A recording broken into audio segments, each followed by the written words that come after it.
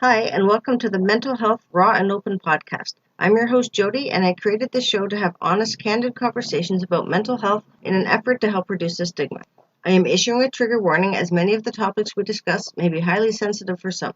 If you are having suicidal thoughts, please reach out to someone, go to your local hospital, or call a crisis line. In the United States, call 1-800-273-8255, or in Canada, 1-833-456-4566.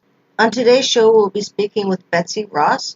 Betsy is a U.S. veteran. She is an author of the Fight series, which is about vets integrating back into society after being in the war. She is a highly spoken advocate for veterans' rights, and I am happy to talk with her today. Welcome to the show, Betsy. Good. I'm good, thanks. How's everything been with you? It's been pretty busy. Well, I am currently traveling for work, but I also have a ranch back home. I have my books. I have 2 kids. I am happily married, and I'll be starting school here soon. So that'll just Wow. add to chaos. That is a lot going on. You have a ranch? That's fantastic. Yes, ma'am. I have mainly longhorns. Oh my gosh, that's so cool. Well, that's awesome. And tell me about your books. My books, they actually are about veterans awareness. The more focal point is on veterans transitioning out of the military. Since the military does affect people differently, I wanted to show more of the mental and emotional side to it. Everyone just thinks that they just come out of the military and, go back to families, go to school, start a new job. Well, for some, that's not that easy. And the transitioning is full of hangups and obstacles that I think a lot of people don't really think about that really coincides, when it comes to memories or PTSD or just the change up of that mental status in each individual. I literally could not imagine seeing some of the things that you and other people have seen and how people cannot understand that is burned into your memory as much as my tattoos are tattooed into my arm. That is very much true. And I'm glad we're talking because the more people that know that, like, this is not, you don't see normal things in war. All the vets from all World War II, they're all damaged. They're just damaged in a different way. And you know what? PTSD was there. It just was never spoken about. Now we get some brave people because the numbers, I see like the numbers of suicides of vets is just absolutely astounding to me. Every time I see one online that I can reach out to in any way, I try. That's what we need to do because people are not talking about it. And it's very easy to get distracted with all the social media and the news and all the politics and whatnot. And it's really messing up that encouragement of people talking about things that people don't like talking about. And I'm glad to see even more on Twitter and other social media of people actually opening up that these mental health issues, regardless if they're veteran or not, that these mental issues do exist and they do affect every aspect of life. Absolutely. And PTSD in particular, that is it's lifelong managing. It's not going to ever go away. It's just like a lifelong thing you have to learn to manage. And you're always going to have triggers. Just at certain points, you're going to be able to handle them better than others. And certain points, things are just going to make you snap. That's the nature of the beast, unfortunately. And I think we need to humanize the face of war so we can hear these stories because these people are fathers and their sons and their brothers. And I see the age of them. They're 21, 22 years old. They're boys. They're not men. They're boys. And I don't know what your military background is, but I'm sure you've seen horrific or heard horrific things. And I commend you for coming back and accomplishing all that you've accomplished because that's so inspiring for other people who are in the same situation, who are coming back and having so much trouble with that transition, the nightmares, the firecrackers, the car backfiring, like all the little things that people would never think about. They're going to trigger someone who's had trauma. Absolutely. I have lost a lot of battle buddies to suicide, and to just sit back and think, what could I have done? And, and of course I've had similar thoughts of suicide and whatnot. And through my series, I'm able to express my own personal journeys through that. But I am wanting to also spread awareness and a little bit of communication between families and friends of veterans, because I know families are wondering what is going through their mind. When they come home, they're so excited, but then they don't realize, why are they different? They act different, or their expressions are a little different, or what used to make them happy when they were younger living at home to compare to what they are doing now. They're basically a different person. Hoping the Fight series can give a little insight, maybe possibly going through their mind, even though everyone has a different story. Everyone experiences the military differently, but it'll still give a little bit of understanding as to those little triggers, some phrase or anything. Yeah, exactly. You almost want to compare it to someone to say, you know what, stand there. Now you watch a car accident and watch a whole bunch of people die. Simplify. That is going to traumatize you for the rest of your life. Now you do this day in and day out for God knows how long. How can you expect to come back as the same person? You can't. After seeing trauma, after being so traumatized myself, I'm multiple people, so to speak, in multiple stages of healing, stages of progress. Yes. And unfortunately, with our VA situation, you get a lot of backlash with that. And unfortunately, I just personally believe that it's part of that is due to how many people are affected. And because everyone's traumas, whether physical, mental, emotional, they're thrown across such a wide spectrum that it's hard to decipher, does that person have PTSD, from what, TBI, and then you've got all these other issues. And it's hard to point out one specific issue with that individual because everyone's affected differently. Then you have the delayed onset of PTSD that soldier or Marine do not even know they have. And then things start getting, crazy, or they turn to alcohol or drugs or whatever. And then things get worse. And I'm like, oh, well, why didn't you know? Well, it didn't happen. I did not react to that trauma the way other people do. And so people really need to be open-minded when it comes to mental health and how people overcome it. And the support and encouragement that they need, and almost the space that they need to overcome it. Because I would imagine having something shoved down your throat would not be like the best approach, so to speak. You're already dealing with so many things going on, especially with you. You're a mom and military. Like, how does that even work? Oh, goodness. Yes. So adapt and overcome, as they say. Were you a mom when you were in the military? Personally, I was not. I'm not sure if I would personally be able to do that, but there are many mothers out there. They do training and whatnot, so I applaud them. Kudos to you. I appreciate that. The support is actually needed too, because believe it or not, even though we're not back in World War II or Korean Wars and whatnot, there are negative people out there when it comes to the military, and you do not have to support war. You don't have to support anything like that. However, that individual has made that sacrifice, and because of that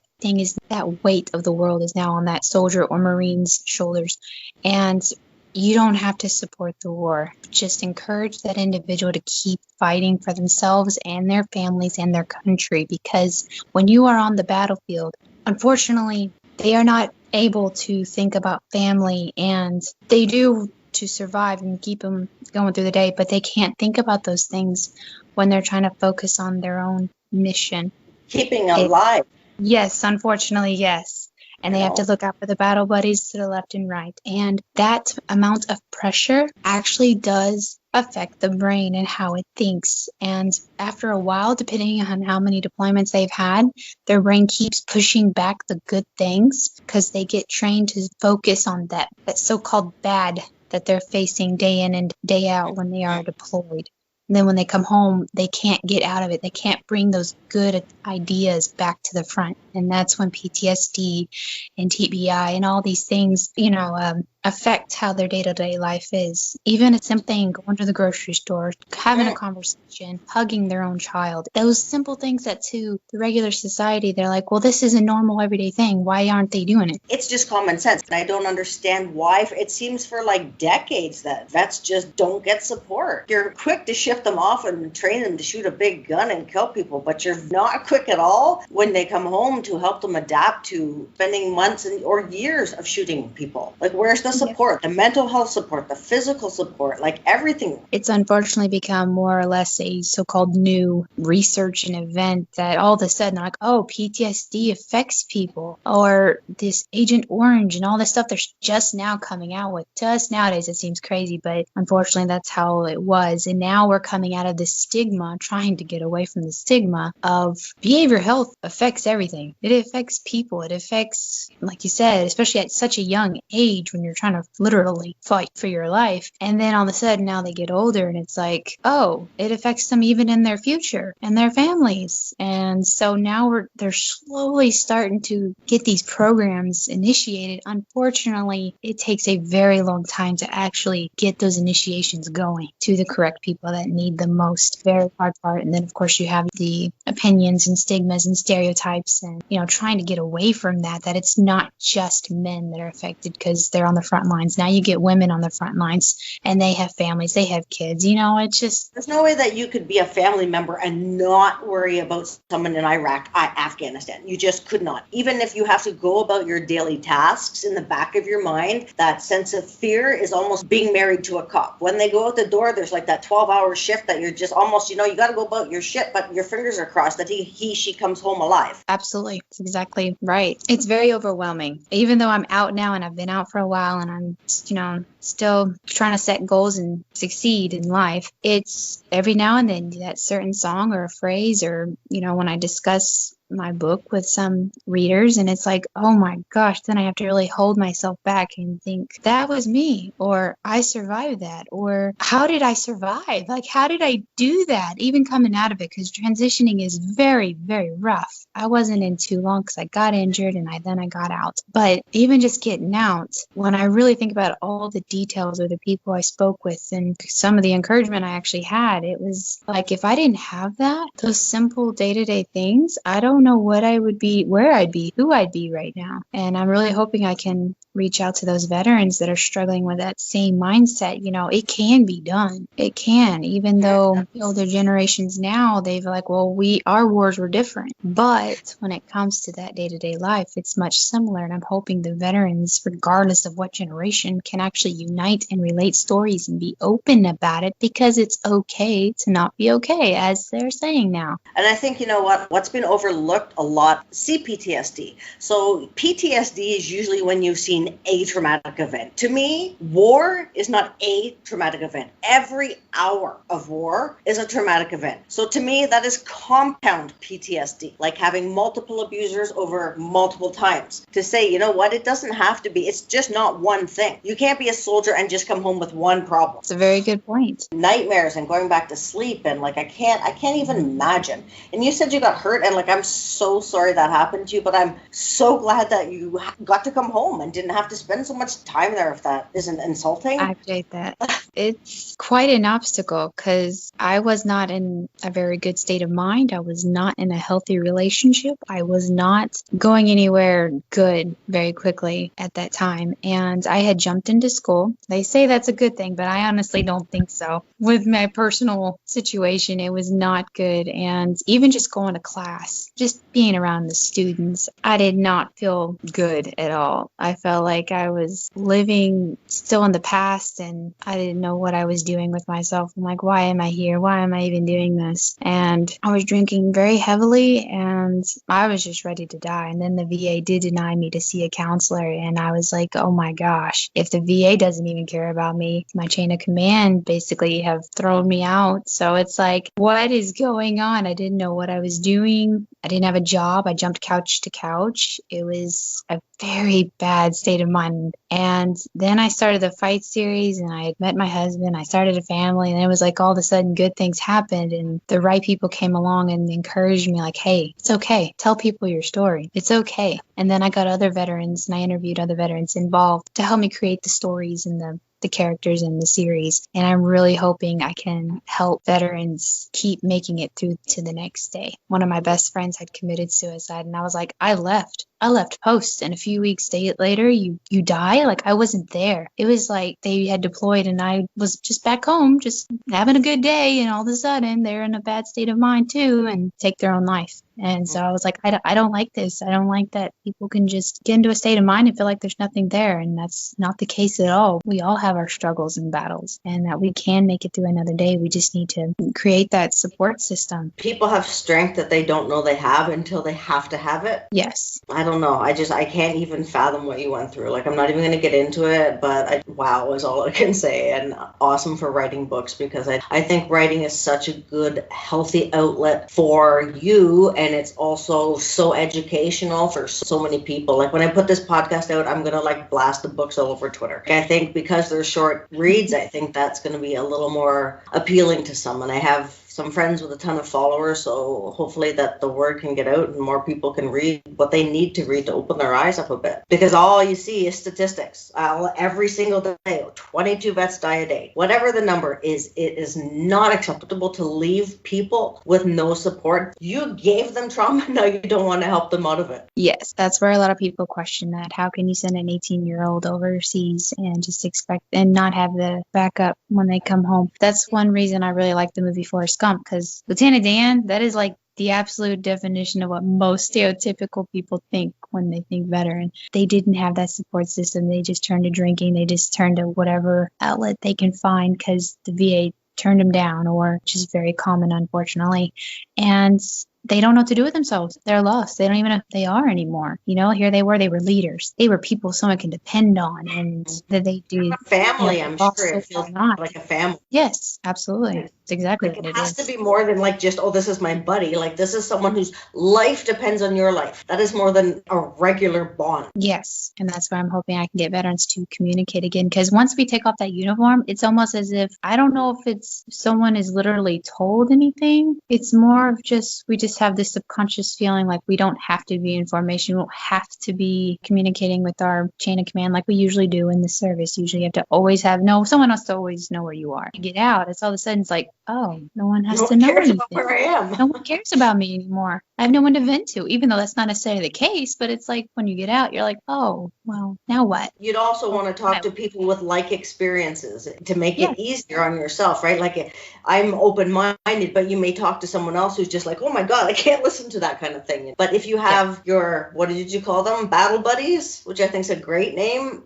You know, like if that the communication and the family and the camaraderie can continue afterward, once these boys are home and these women are home, support systems for them. Like, I don't understand, like there's AA and there's NA, there should be PTSDA, you know, like there should be everything, a group support where people can go, or just even online support, for God's sakes, that you can make I want to make a Zoom group for people with BPD and suicidal ideations, because it's a small group of people which can now learn to support each other with a little bit of guidance and a monitor. That's all these people need, is just to learn. It's okay to talk about what happened. It's okay to express how you're feeling. You don't even have to tell details. You can just tell me, you know what, like during the day I feel like this, or in the night I can't sleep, or I was startled really easily, and I'm assuming I have BPD, which makes me hyper alert. So I go outside and I know anything that's around me, a 2-block radius, I can hear people's conversations. I can tune into anything. And I'm assuming you cannot survive a day in a war without having that skill. Pretty much. And unfortunately, they said that we have numerous resources for veterans. You hear it,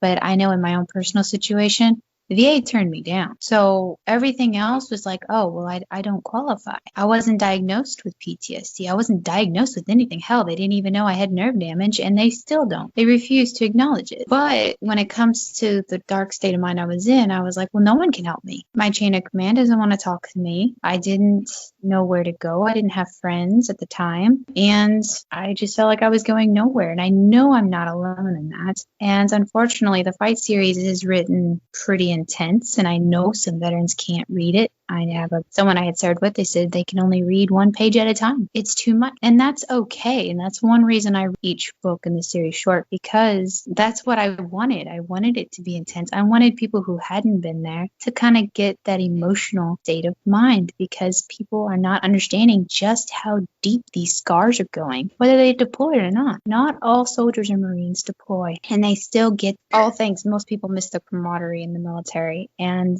when they come out of it, like you said, with the whole family thing, all of a sudden you don't have a family. And I think to anyone who has served or not, that is a very numbing feeling to all of a sudden feel alone. After my mom died when I was 19, and after that, kind of like her side of the family, I came out of the closet then it was just like a whole big ruckus, and then no one ever talked to me again. The only time I ever see them now is at like a wedding or a funeral. And there's like basic conversation, pleasantries really, and that's it. And I speak with my dad still, even though like we had a shitty past, I think because he's the only living link I have left to my mom, if that makes sense. But other than that, there's like so many boundaries set around me that I don't like to let a lot of people in. And I'm sure it's difficult for you to let people in because you trust a certain group, you trust people with certain characteristics. And once you open up yourself, you're so vulnerable, you're like, oh my God, is that person going to listen to what I have and jet out the door and never look back? Or are they going to listen to what I say and hear what I say? Continue to support me. Yes. And unfortunately, just like in the military, and I'm sure you've seen my tweets and whatnot as well,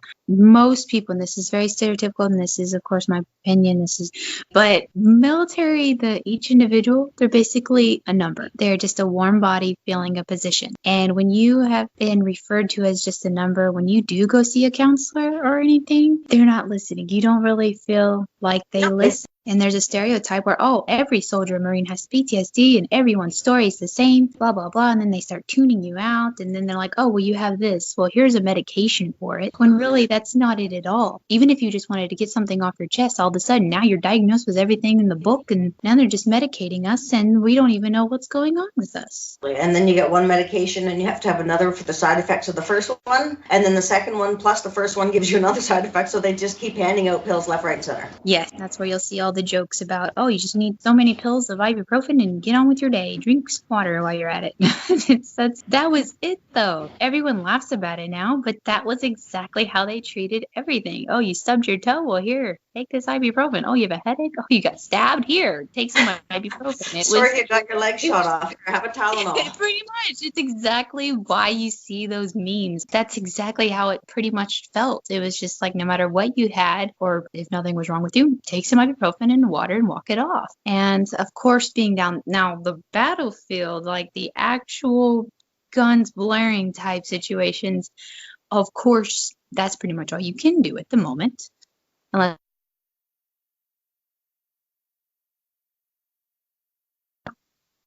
I lose you. There you go. But just kind of those mindsets, you're just, oh, well, I guess I'll be okay then, regardless of something's wrong with me or not. I don't get it. I just feel like telling everyone, imagine if someone's chasing you around 24 hours a day for 9 months.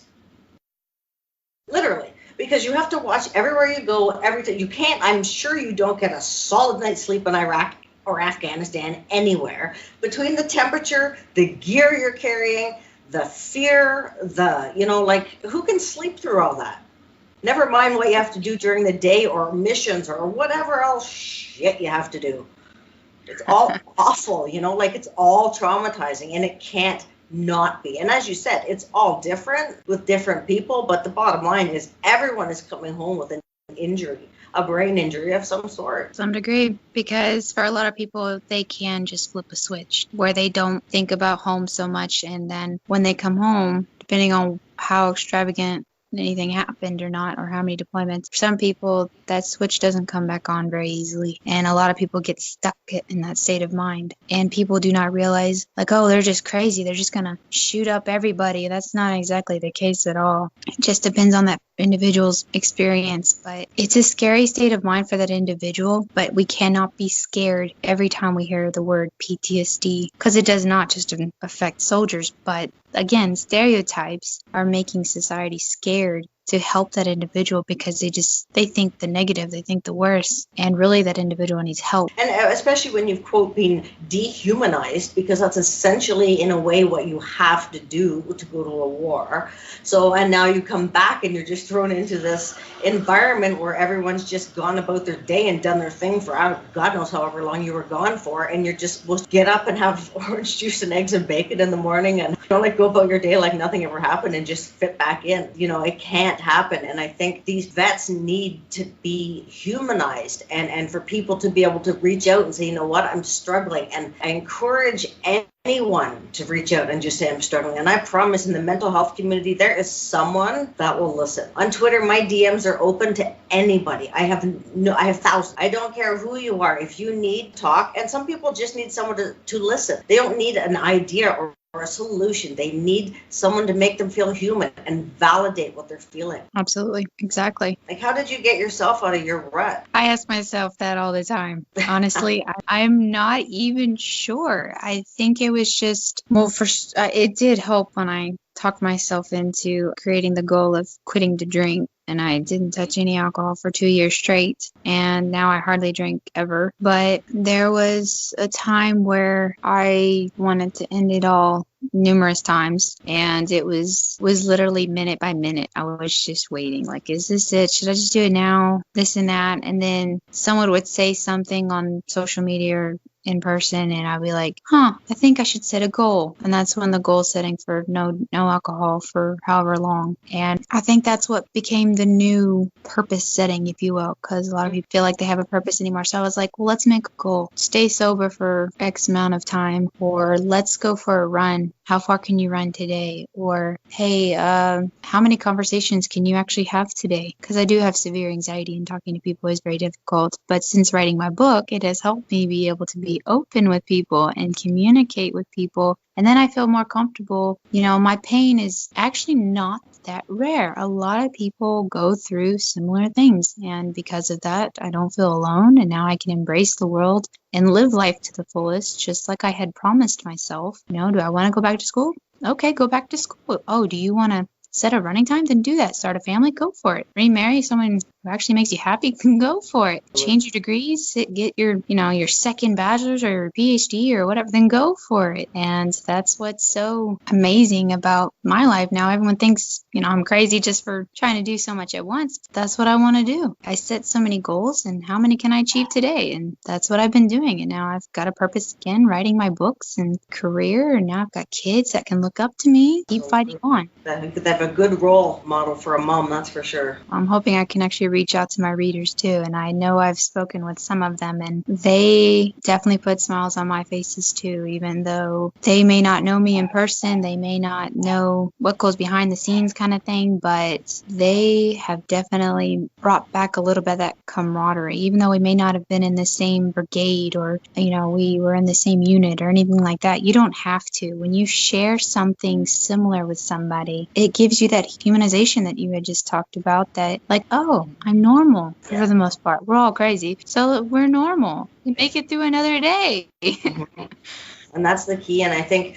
it's almost sad for me. Like, I know your gun laws are very, very different than ours here. To get a gun here, a handgun, you literally have to be a thug in a gang, or you can have a hunting rifle. They're not floating around. It's not so easy to make a 1 millisecond decision. It almost becomes more planning involved. When you have a gun in your hand, I can't even imagine. I personally think I've had 3 suicide attempts, and if I had a gun in my hand at any of them, I wouldn't be here having this conversation. So I'm glad that wasn't available to me at the time, because it's such a millisecond decision as compared to something else that you may have to plan out a little bit more or become more active in doing. Certainly. Absolutely. Yeah. Because I know I've lost an NCO. Actually, I've lost a few superiors that I had served with, and they had shot themselves. And it's almost very mind-numbing in its own way. And to know that I could actually save someone from doing that to themselves, it's kind of what the fight mission is, to fight another day, to fight for one another. If were you that NCO or officer that took care of soldiers, well, look out for your soldiers even now. Just because we take off the uniform doesn't mean that all of a sudden you are on your own and you have no one to care for. If that's what you feel like you need and that's your purpose, there are plenty of soldiers who need your help. You can reach out. Even if you're out and your soldiers are still in, check on them. Because whether you're out and they're in or vice versa, you can still check on them. And I think people forget that because of how overwhelming it can be. But if you feel like you have no purpose, well, that's your purpose. Because as they say, once a soldier, always a soldier. Well, you've still got that duty. You don't have to be in to still carry out that mission. Take care of your soldiers. Check on them. Check on your battle buddies. And you can't do that if you don't take care of yourself. Unfortunately, yes. That's why I wish there was more peer support. I don't understand why there isn't. Truly don't. And now this makes me want, and I know nothing about war, but this makes me want to open now another branch for people who are veterans, just so they can at least meet each other, like a group of small 10, 15 people that can have the same thoughts and feelings and know that they can validate each other, and then what they're feeling isn't crazy, or that other people with different types of trauma also feel like that. Yep. And unfortunately, nowadays, you have stolen valor. You have people who pretend, who tell fish stories about if they were in, I mean, don't get me wrong, veteran community is just as bad. We have bad apples. And it really makes true, pure help hard to find, because you do have those programs and resources, but some of them cost money. And then some of them pinpoint, well, you didn't deploy 12 times. Oh, you weren't diagnosed. Oh, you didn't this and that. And it's like, well, some of us who may have never deployed or never got physically injured or never got diagnosed with anything, what about them? They're just left out in the wind going, oh, well, I wasn't even good enough in the military and now I can't be good enough outside. Well, maybe I have nothing to live for anymore. And so that's what I'm really hoping to break up, that stereotype that even though we're out of the military, we can still have that mission. We do have that mission. That is our responsibility. I know to society that may seem a little strange, but veterans, we kind of have that structure implanted in us. It's part of us now. Different mindset that is built into you, because it has to be. You can't just go in all wearing your heart on your sleeve. You have to be able to have that, I don't know what it is, but focus and that awareness. Well, that's basically what it is. But everyone has a different story. Everyone has their own perception of what the military did to them. Because some people, they had a great experience. They loved every minute of it. They would do it again if they could, but they didn't. And now they're on with their life and everything's hunky-dory. But not everyone has PTSD per se, but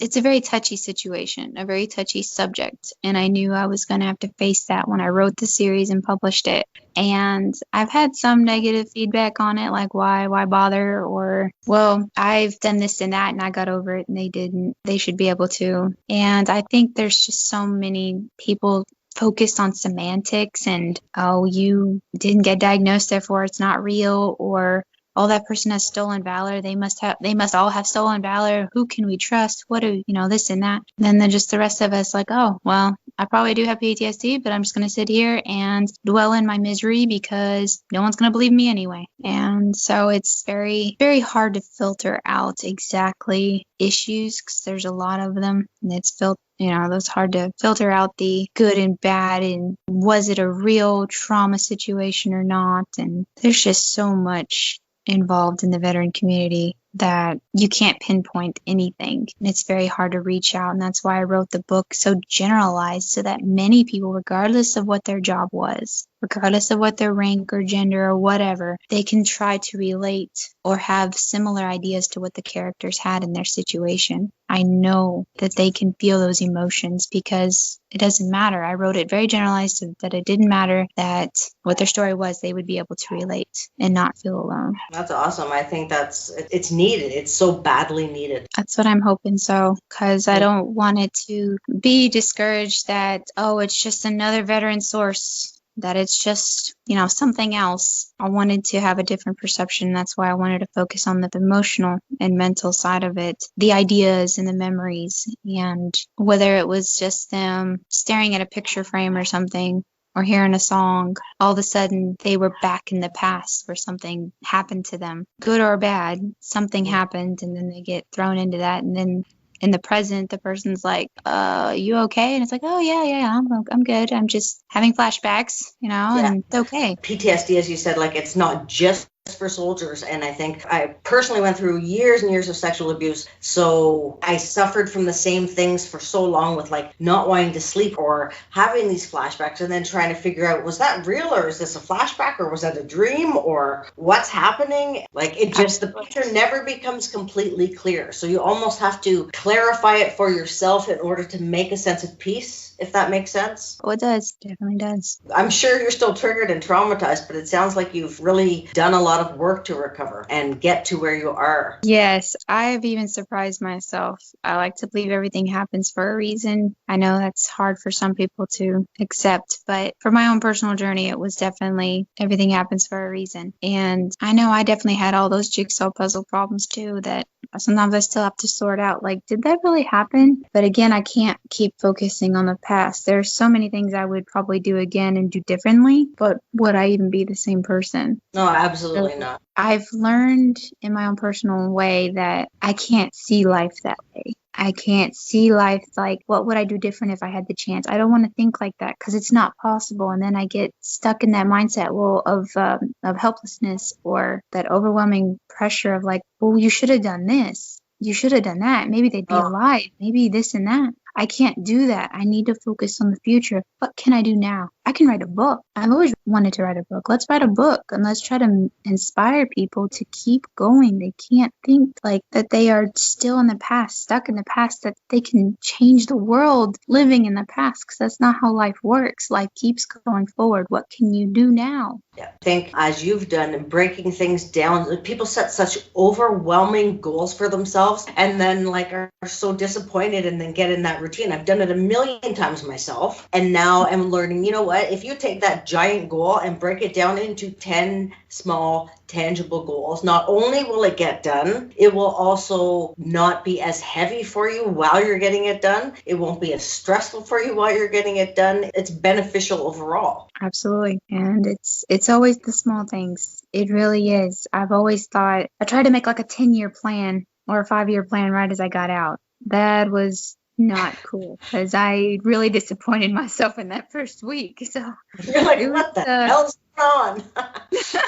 I was like, I don't even know who I am, where I'm going, what I'm doing with my life. There's no reason for me to try to plan ahead that far ahead when I didn't even know myself. But I've definitely learned a lot of skills to self-evaluate myself, because I do have severe anxiety, and anytime I'm in a crowd, I'm like, this is it. I got to get out of here. I'll start hyperventilating. I'll start, people just think I'm crazy, and I'll stay away from her, and, just really negative things. So I'm like, okay, let's take a deep breath and reevaluate. What are you here for? Get in, get out, and you're going to be okay. And sometimes you do have to focus on yourself in that way, where you're just, don't worry what other people think. Don't think about, what other people are thinking. Because I think with all the social media and everything, everyone's all concerned about politics. That's not helping the mental health community at all. No, there should be like a rule. Just keep the do not belong together. If you're going to discuss mental health, you stay on mental health. If you bring in politics, then go to a whole nother forum. Yes, unfortunately, because I know in my own personal journey, that was definitely something I had to get away from negative people. If that person keeps saying, oh, well, it's just another boring day today, there's nothing to do, this and that, stay away from them. Find people who've set goals, go after them. They can succeed or not, it doesn't matter. They're setting goals, and that's what you need to do. Get yourself through the day. And one day at a time, you're going to realize people came along at the right time to help you get through whatever it was that you went through, or that you felt like you were stuck in. Reason, a season, or a lifetime. Yes, absolutely. And that is one thing the military taught me, was that life is short. And so when I got out, I live life to the fullest. And I want to be sure I can at least relate to that with everyone I can, because it is possible to move on. You may always be that different person, and that's okay. One of my 2 mottos is adapt and overcome. And then the second is lead by example. And those 2 mottos are what I live by every day, or try to. I appreciate that. It is hard. It's a daily fight. Everyone just thinks like, oh, well, I'll get over it and everything's going to be good. No, I fight every day. I fight myself. I fight my past. I fight all the flashbacks I may have. I fight every day. That's one of the reasons Fight got its title, is what's one thing most of us have in common? We're fighting. We may not have a gun in our hands, but we're fighting for our lives in our own way. And life is a struggle. I mean, everyone may have their own levels of what hard is or what difficult is, or, oh, well, going to work and going to school is nothing compared to whatever. That may be true, but after a while, when you have enough scars and you've experienced life and all the ugly fashions it has, the whole world gets pretty heavy. You are very good at adapting and readapting. You're very good at this and that. Eventually, it's gonna hit you like, wow, life sucks. It's almost if you have to wear these dark sunglasses while you're over there. But when you come home with BPD, my whole world is dark sunglasses. Every once in a while, I can take a peek and see what things are going on and rationally analyze everything. But other than that, it just feels like your perception is different, because you're looking at things with a different level of darkness almost. Absolutely. It's a great analogy for it, actually, because that's exactly what the military does, regardless of what the MOS or whether they blow or not, your whole life sort of just changes. Your priorities change, the values of and goals and everything you had, your morals, everything gets challenged, even from basic training. I have no idea what goes on in real life in basic training, but let me tell you, if it's anything like all the shit that I have seen in the movies, I would snap. Don't yell at me like that. I'm going to lose my mind or ding the bell or whatever I have to do to get the hell out. Unfortunately.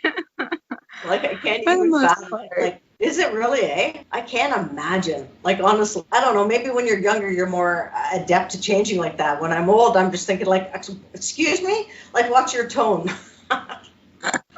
It's not going to work. Yeah. I'll be doing push-ups and sit-ups in the rain for my lifetime. Well, as they say, as someone described it, it's the worst. It's the best times you'd never want to repeat. It sucked going through it. It sucked. But now if I discuss anything with those I went to basic training with, we just laugh about it. Like, do you remember this time? Man, it sucked, but it's funny now.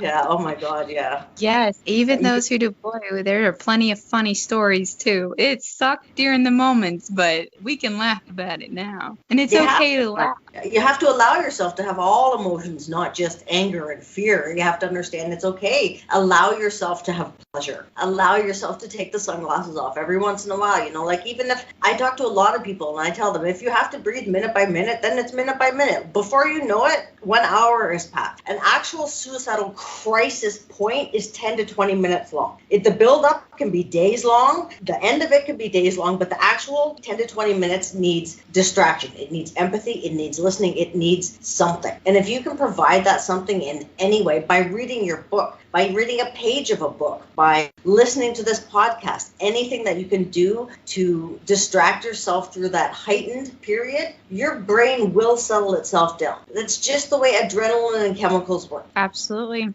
That is definitely one way to put it. I know for some it may not seem that easy, especially when you do start throwing statistics out there and the science behind it. To be honest, at least I can speak for myself, during my dark times, hearing people's statistics, it didn't help me. I didn't care if I was just another day. I didn't care. If you're ready to kill yourself, you're not going to care about what other people think in that way about a statistic or a number or just another somebody, because they already feel alone. They already feel like they blend in too much, regardless of how they try to keep themselves apart and say, hey, look at me, I'm in trouble, I'm in pain. Those stereotypes are not going to be seen. They want to be heard. They want to be acknowledged that they are okay, that they are basically accepted in this crazy world. Everyone just gets lost in everyone's statistics, and no one really cares about that.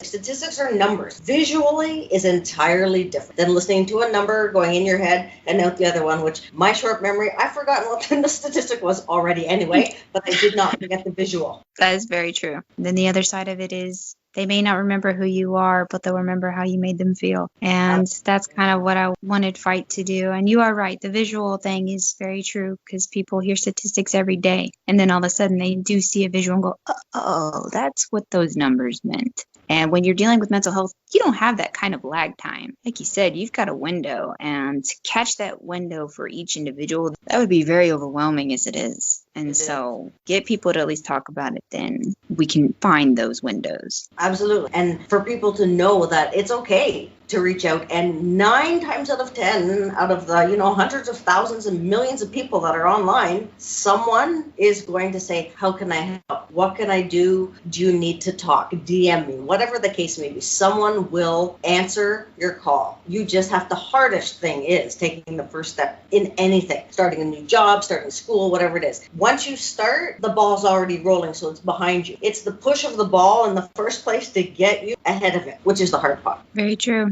And I think you're awesome. And I hope you write some more books, and I hope that you continue with your advocacy. And honestly, if there's anything I can do to help along the way, like retweet your tweets or whatever, just copy me on stuff. I have no problem. Well, I'm definitely hoping I can reach people on a different level, because it is definitely a very sensitive topic, and I think more people do need to hear it and feel what those characters feel, because people are getting so lost in the whole numbers or what people see. Well, what's acceptable now? Well, that's not necessarily the case. You can't affect people's lives if you if you're just going to follow the crowd, you have to embrace.